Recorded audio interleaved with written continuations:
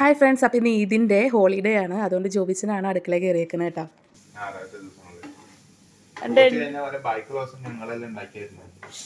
ഇത് എണീറ്റപ്പോൾ നിങ്ങൾ എന്താ പറഞ്ഞത്? എൻ്റെ കുട്ടി ഉറങ്ങിക്കോ, എൻ്റെ ഇച്ച ഉണ്ടാക്കിക്കൊണ്ടിരുന്നു അല്ലേ? അപ്പൊ വീഡിയോ ആണ്.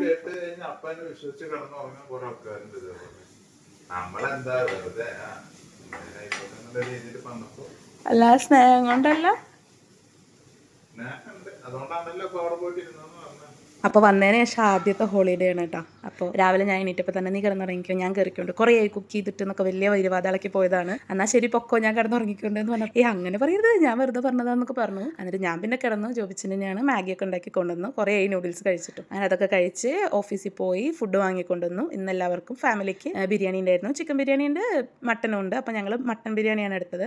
അത് കഴിഞ്ഞ് ഞങ്ങളെല്ലാവരും കൂടി പുറത്ത് പോയി. ജോബിച്ചിൻ്റെ ഫ്രണ്ട്സ് വന്നിട്ടുണ്ടായിരുന്നു.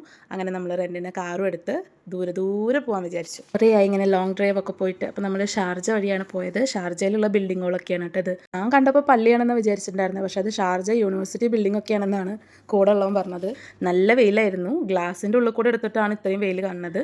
എന്താ പറയുക, നല്ല വെള്ള പെയിൻ്റ് അടിച്ചിട്ടുള്ള ബിൽഡിങ് ഇങ്ങനെ വെയിലത്തൊക്കെ ഇങ്ങനെ മിന്നി തിളങ്ങണ പോലെ ഉണ്ടായിരുന്നു കേട്ടോ. പിന്നെ അറിയാമല്ലോ, UAE ആണ്. അതിൻ്റേതായിട്ടുള്ള ക്ലീനിനെസ്സും കാര്യങ്ങളൊക്കെ ഉണ്ടാകുമ്പോൾ ഒരു പ്രത്യേക ഭംഗിയാണല്ലോ കാണാൻ. അങ്ങനെ നാട്ടുവിശേഷങ്ങളും വീട്ടുവിശേഷങ്ങളും പെരുന്നാളിൻ്റെ വിശേഷങ്ങളും കഴിഞ്ഞിടയ്ക്കായിട്ട് അജ്മാനിൽ നടന്നിട്ടുള്ള കുന്നംകുളം പെരുന്നാളിൻ്റെ വിശേഷങ്ങളും കാഴ്ചകളൊക്കെ കണ്ടിട്ട് അങ്ങനെ നമ്മൾ ഡെസ്റ്റിനേഷനിലേക്ക് പോയിക്കൊണ്ടിരിക്കുകയാണ്. ബിൽഡിങ്സിനെ കുറിച്ചൊന്നും പറയാനില്ല, ഓരോന്നും ഒന്നിനൊന്നും മെച്ചമായിരുന്നു. കുറേയൊക്കെ വീഡിയോ എടുത്തു കേട്ടോ.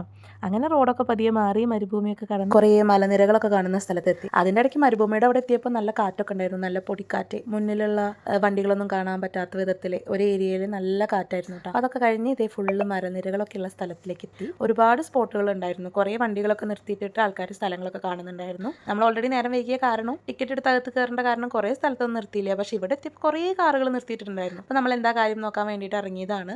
എന്താ പറയുക, ഡോറ് തുറക്കാൻ പറ്റാത്തത്ര കാറ്റായിരുന്നു കേട്ടോ.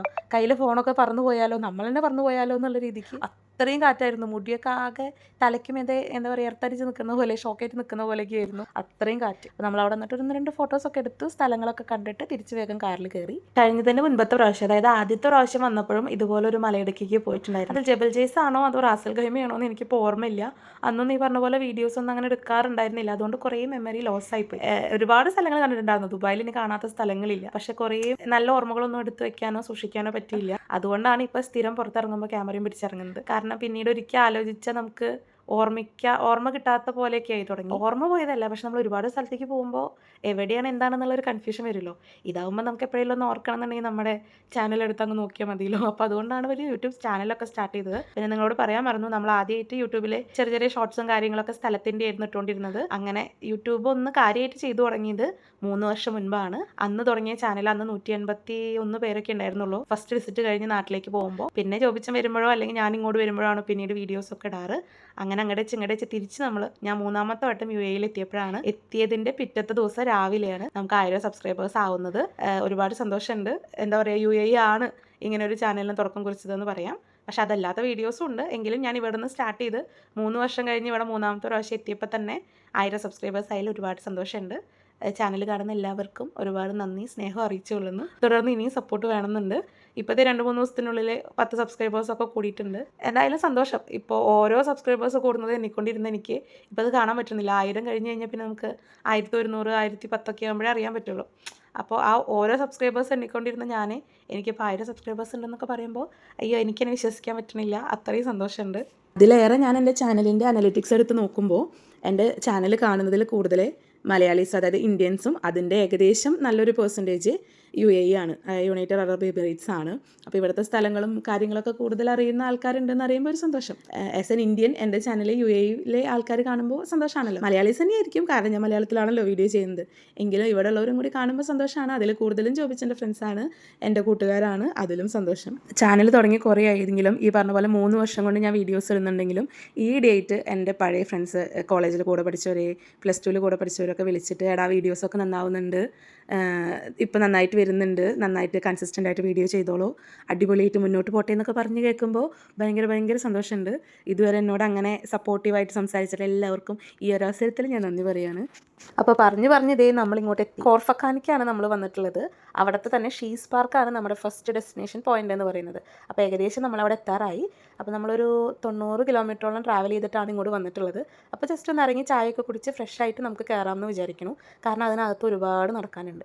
അങ്ങനെ നമ്മളെല്ലാവരും കൂടിയിട്ട് ചെറിയൊരു കമ്പോളം പോലെ, ഒരു ചന്ത പോലത്തെ ഒരു സ്ഥലം കണ്ടപ്പോൾ അവിടെ ഇറങ്ങി. അവിടെ ഒരുപാട് ഫ്രൂട്ട്സും എന്താ പറയുക, ജ്യൂസ്, ചോളം പുഴുങ്ങിയത്, ചോളം ചുട്ടെടുത്തത്, ചായ കടികൾ, ജ്യൂസ് ഐറ്റംസ്, ഷെയ്ക്ക്, അങ്ങനെ കുറേ കടകളുണ്ടായിരുന്നു. നമ്മളവിടുന്ന് മാങ്ങയും സപ്പോർട്ടയും വാങ്ങിച്ചിട്ടുണ്ടായിരുന്നേ.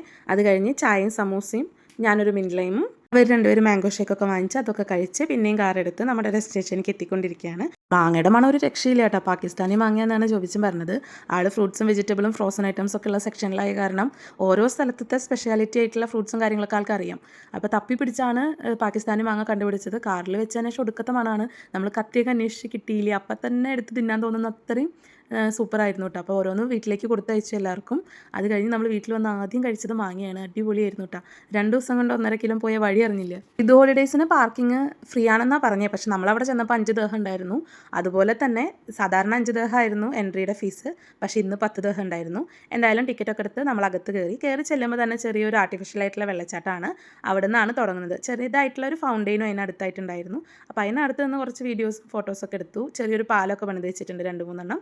ചെറിയൊരു വെള്ളച്ചാട്ടത്തിൽ നിന്ന് വന്നിട്ടുള്ള ഒരു നീരറവ പോലെ ചെറിയ ഫൗണ്ടെയിനൊക്കെ ആയിട്ട് സെറ്റ് ചെയ്തിട്ടുണ്ട്. അത് കഴിഞ്ഞ് നടന്നു പോകുന്ന പാത അവസാനിക്കുന്നത് കുട്ടികൾക്കായിട്ടുള്ള ഒരു ബേസ്മെൻറ്റിലുള്ള പാർക്കിലേക്കാണ്. കുറേ ഫാമിലീസ് ആയിട്ട് അവിടെ വന്നിട്ടുണ്ടായിരുന്നു, പിള്ളേരൊക്കെ ആയിട്ട്. അതുകൂടാതെ തന്നെ അവിടെ ഫുഡൊക്കെ കൊടുന്നിരുന്ന് കഴിക്കാൻ പറ്റുന്ന ഒരു പാർക്ക് സെറ്റപ്പ് ആയിരുന്നു. ഈ ഒരു സ്ഥലത്തിൻ്റെ പ്രത്യേകത എനിക്ക് തോന്നിയത് എവിടെ തിരിഞ്ഞാലും നല്ല അടിപൊളി വ്യൂസാണ്. ഉള്ള സ്ഥലം അവർ മാക്സിമം യൂട്ടിലൈസ് ചെയ്തിട്ടുണ്ട്. നമ്മൾ തമ്മി പറയായിരുന്നു, എന്താ പറയുക, ഒരു പുൽക്കൊടിയാണെങ്കിൽ പോലും അതെങ്ങനെ യൂട്ടിലൈസ് ചെയ്യണമെന്ന് UAE ഗവൺമെൻറ്റിന് നന്നായിട്ട് അറിയാമെന്ന്. അത് എത്രത്തോണ്ട് മനോഹരിതാക്കാൻ പറ്റുമോ, അത് എത്രത്തോണ്ട് ടൂറിസ്റ്റിൻ്റെ സ്കോപ്പ് ഉണ്ടോ അത്രയും നന്നായിട്ടായിരിക്കും ഇവർ ഓരോ പദ്ധതിയും ആവിഷ്കരിക്കുന്നത് കേട്ടോ. എന്താ പറയുക, എവിടെ ചെയർ ഇട്ടിട്ടുണ്ടോ, ചെയറല്ല, ഇങ്ങനെ ഇരിക്കുന്ന കുറച്ച് കലുങ്ക് പോലത്തെ സെറ്റപ്പ് ഉണ്ടാവുമല്ലോ, അത് എവിടെയൊക്കെ ഇട്ടിട്ടുണ്ടോ അവിടെ നമ്മൾ എവിടെയൊക്കെ പോയിരുന്നാലും എന്തെങ്കിലും ഒരു വ്യൂ നമ്മുടെ മുന്നിലായിട്ടുണ്ടാവും. ഒരു സൈഡിലാണെങ്കിൽ മുഴുവൻ പാറക്കെട്ടുകളാണ്, ഇങ്ങേ സൈഡിലാണെങ്കിൽ ഈ പാർക്ക് തന്നെ 3 തട്ടുകളായിട്ട് തിരിച്ച് കൈവരികളൊക്കെ കൊടുത്ത് കല്ല് പതിച്ചിട്ടുള്ള പാതയൊക്കെ ഉണ്ടാക്കി അതിനെ മാക്സിമം എങ്ങനെ യൂട്ടിലൈസ് ചെയ്യാമെന്നുള്ള രീതിക്കൊക്കെ ഉപയോഗിച്ച്, അതല്ലാത്ത സ്ഥലങ്ങളാണെങ്കിൽ ഇതുപോലെ പച്ചപ്പൊക്കെ വെച്ച് പിടിപ്പിച്ച് ലൈറ്റും കാര്യങ്ങളൊക്കെ വെച്ച് അലങ്കരിച്ച് അങ്ങനെ ഗ്യാപ്പ് പോലും നമുക്കൊരു ലാഗ് അടുപ്പിക്കാത്ത രീതിയിൽ ഓരോ പുൽക്കൊടി പോലും അവർ അതിനനുസരിച്ച് അറേഞ്ച് ചെയ്തിട്ടുള്ളതെന്ന് പറയുക തന്നെയാണ് അതിൻ്റെ ശരി.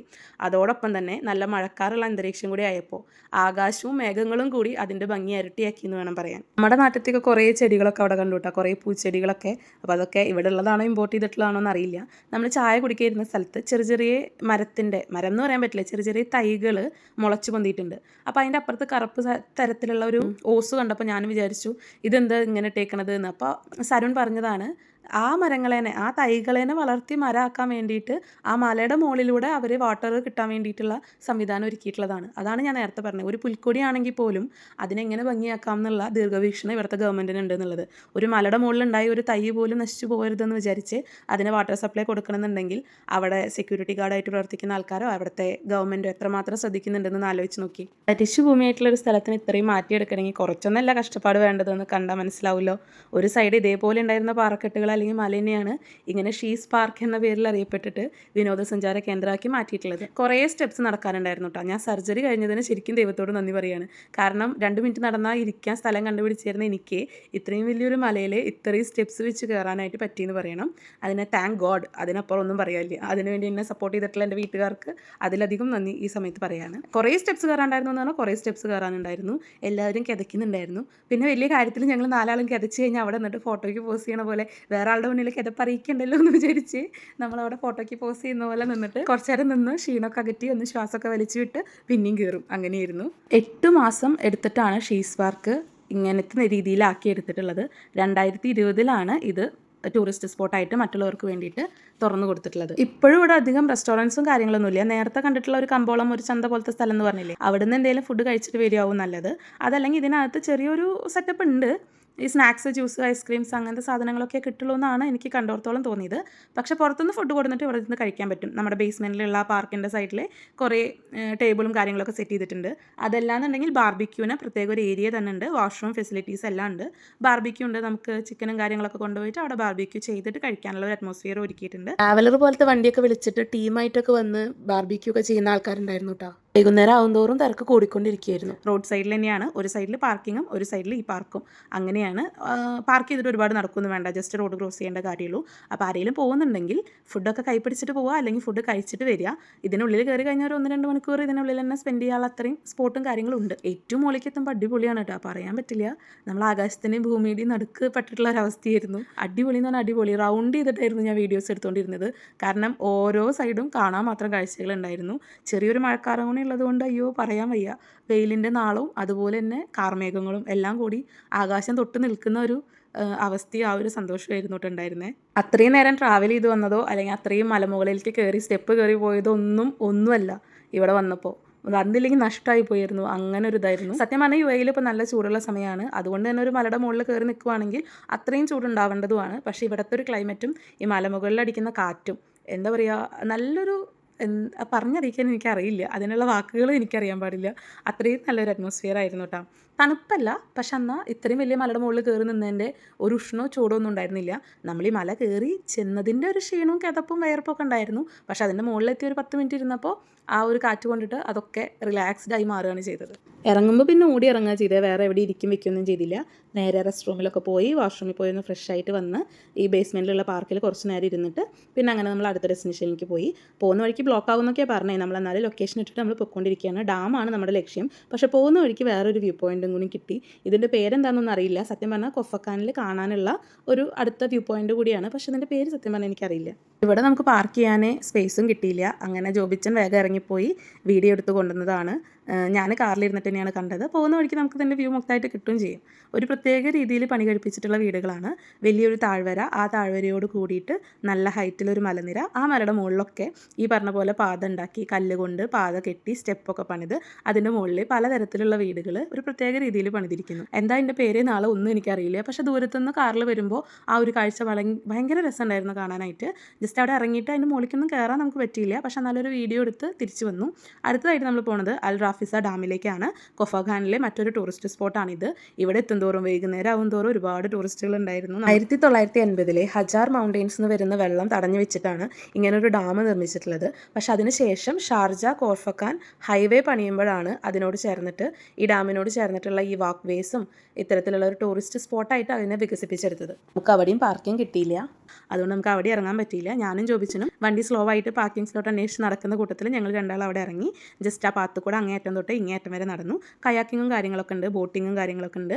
ഇതുപോലെ റിലാക്സ് ചെയ്യാൻ പറ്റിയിട്ടുള്ളൊരു സ്ഥലമാണ്. നല്ല പാവൊക്കെ പണിത് വെച്ചിട്ടുണ്ട്, നല്ലൊരു പാത്തൊക്കെ പണിത് വെച്ചിട്ടുണ്ട്, തൂണുകളൊക്കെ പണിതിട്ട് കുറേ ചെടികളൊക്കെ നട്ടുപിടിപ്പിച്ചിട്ടുണ്ട്.